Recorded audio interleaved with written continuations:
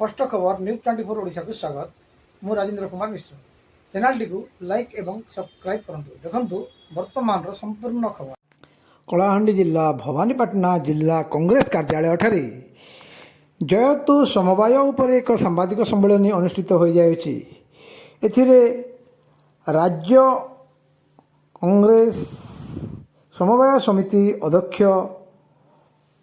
श्री अमेय कुमार पट्टनायक वार्ता देथिबा बेले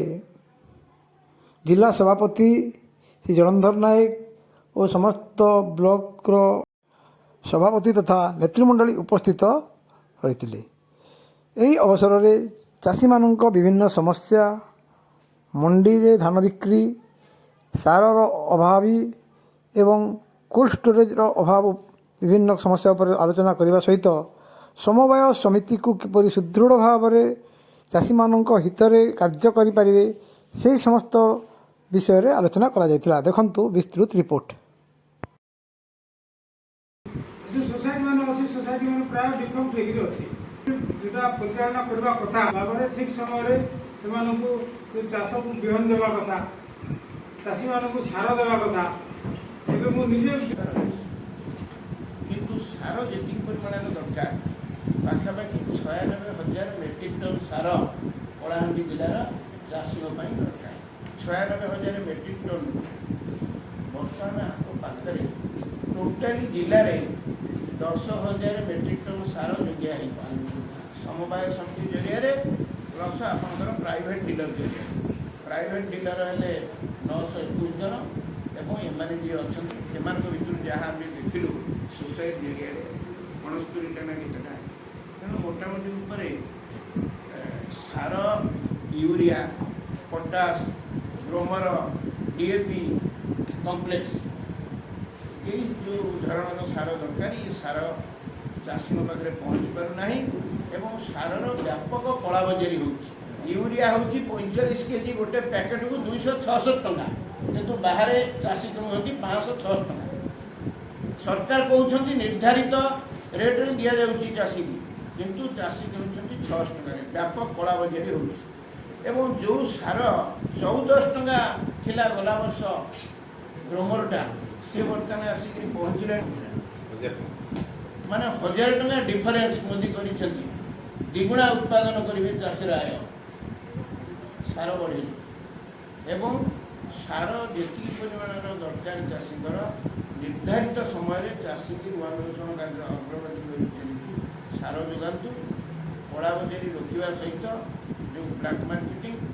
एवं निर्धारित रेट रे जमी चाषी सार पाइपर से दिगरे दृष्टि देवा दरकार। आउ गोटे बड़ समस्या आपण जिले में 1,15,000 चाषी बीमा कर आज है 31 तारीख कट अफ डेट बर्तमान सुधा 10,212 जन चाषी कर मत देखिए कहले जदि एम प्रभावित हम ताले कंपानी लाभवान हम मोदी लाभवान हे चाषी कौन पाए प्रधानमंत्री फसल बीमा कहीं आगुरी तो थिला राष्ट्रीय जातीय कृषि बीमा योजना थिला कांग्रेस सरकार समय ये प्राइवेट कंपनी 20 को आणिक 2016 खरीफ जून 5 तारीख दिन आरंभ करदे प्रधानमंत्री फसल बीमा योजना से योजना प्रधानमंत्री फसल बीमा योजना प्राइवेट कंपनी एवं सरकार हजार हजार कोटी टंकार फायदा उठे से लाभवान है चाषी बीमा प्रीमियम करना ना आम प्रभावित हमार बहुत संभावना अच्छी कहीं उपेक्षा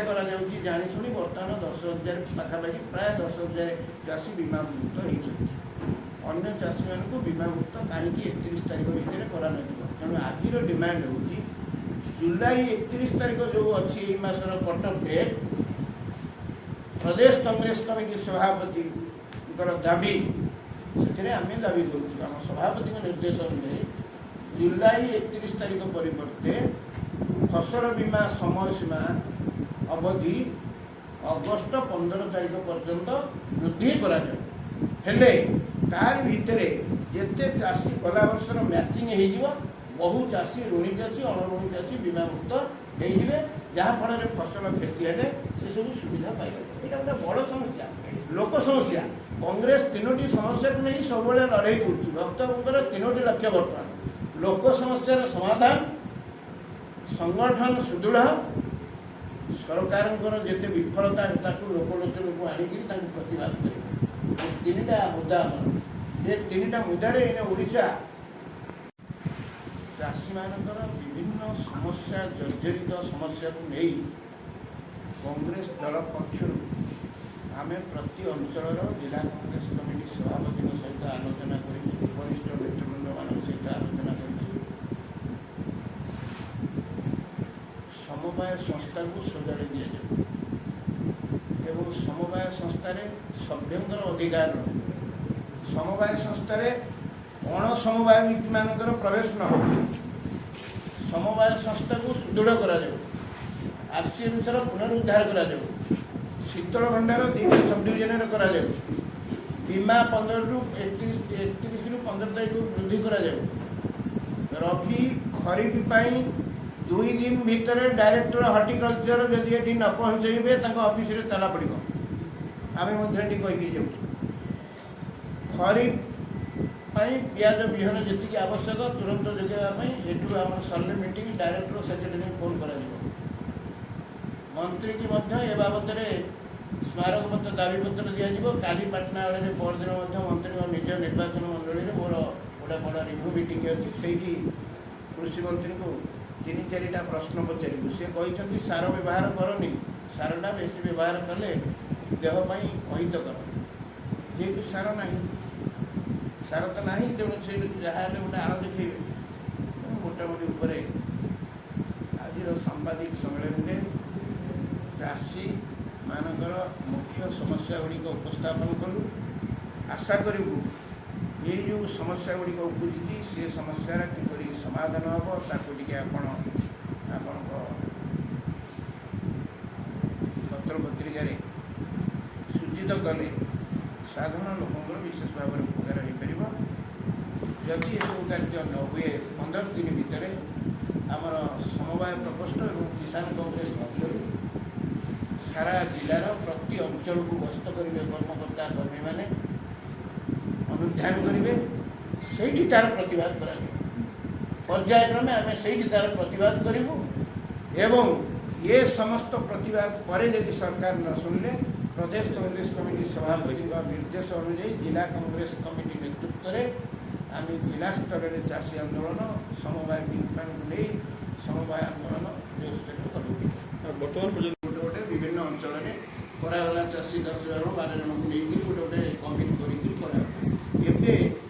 परवर्ती पर्यायर सब बंद रही आम ए सब अनुधान करने जहाँ जानी पियाज सहित घर ना कि कागज कलम ना कागज पत्र भी आना सब हजिगला एवं विहन भी रबी और खरीफ में विहन सरकार जो 600 केजी विहन मात्र जोगैया कथा से तक जोगई पारना मंत्री बड़ बड़ कथा कहते आम चाषी आय द्विगुण करें आज मीटिंग आम पियाज विहन कथा समीक्षा कलु कलाहांडी जिलार जो जो अंचल पियाज व्यापक भाव में होती